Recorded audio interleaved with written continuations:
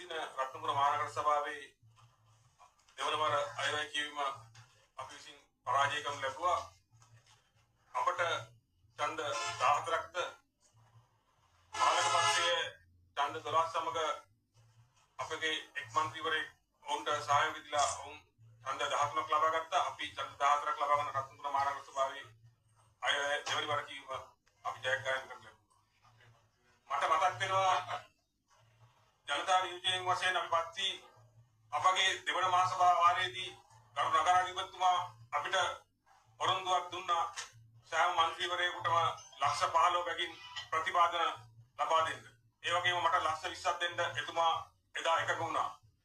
නමුත් තුන්වෙනි මහසභා වාරය වෙනකොට එතුමාගේ එම තීරණය අකුලා ගැනීම සිදු වුණා. මම සිතන්නේ මා සිතන විදිහට එම පක්ෂයේ මන්ත්‍රීවරුන් කීප දෙනෙකුගේ වුණා මත පක්ෂයේ ඉහළින් එතුමාට ලැබුණු නියෝගයක් විය හැකි එම මුදල් අපාට නොදීමට එතුමා තීරණය කර තිබුණේ.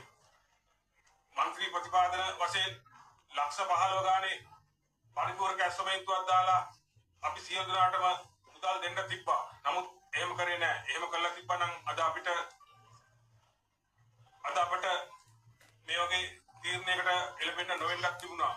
දැන් ඉදිරියට නගරාධිපතිතුමාට කර යුත්තේ එතුමා මම ඉතුරු මන්ත්‍රීවරු 25 දෙනාම එකාසේ සලකලා එකා වගේ අපි සියලු දෙනාටම අපේ ගම්වල අපේ කොට්ටාස වැඩ කරන්න දීලා අපිව ඒ ජනතා සේවයේ යොදවලා ඊළඟ අයවැය එතුමාට ජයග්‍රහණය කිරීමට එතුමා කටයුතු කරයි කියලා බලාපොරොත්තු වෙමි.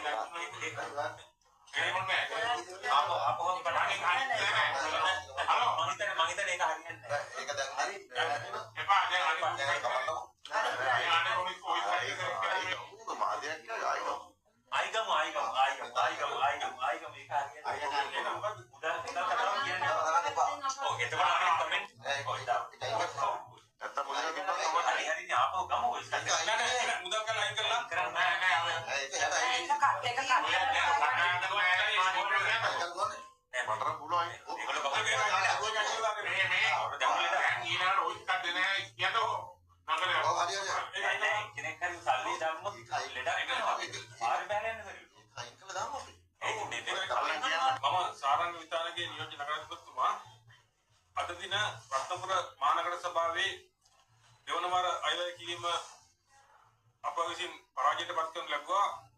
ඒ වගේම පාලක පක්ෂයේ මන්ත්‍රීවරුන් 12